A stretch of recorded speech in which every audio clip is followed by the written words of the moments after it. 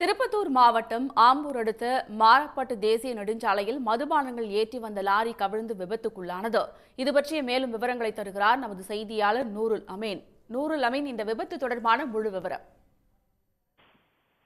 வேலூர் மாவட்டத்தில் இருந்து மது பாட்டில்களை ஏற்றிக்கொண்டு திருப்பத்தூர் மாவட்டம் வாணியம்பாடியில் உள்ள அரசு மதுபான கடைகளுக்கு மது பாட்டில்களை இறக்க மினி லாரி வாணியம்பாடி நோக்கி சென்று கொண்டு இருந்தது. அப்போது ஆம்பூர் அடுத்த மாரப்பேட் பகுதி சென்னை பெங்களூர் தேசிய நெடுஞ்சாலையில் லாரி வந்து கொண்டிருந்த போது கட்டுப்பட்டு விழுந்த லாரி தேசிய நெடுஞ்சாலை நடுவே கவிழ்ந்து விபத்துக்குள்ளானது.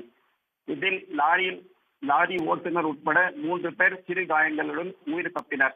விபத்து காரணமாக லாரியில் இருந்த 50,000 மதிப்பிலான மது பாட்டில்கள் சாலையில் உடைந்து வீணாகின. தகவல் அறிந்து சம்பவ இடத்திற்கு விரைந்து சென்ற ஆம்பூர் கிராமிய போலீசார் விபத்து குறித்து விசாரணை மேற்கொண்டு வருகின்றனர். மேலும் சாலையில் கொட்டியிருந்த மது பாட்டில்கள் அப்புறப்படுத்தி போக்குவரத்து சீர் செய்யப்பட்டது. விவரங்களுக்கு நன்றி நூருல். உடனுக்குடன் செய்திகளை தெரிந்து கொள்ள சன் நியூஸ் பெல் ஐகானை கிளிக் பண்ணுங்க.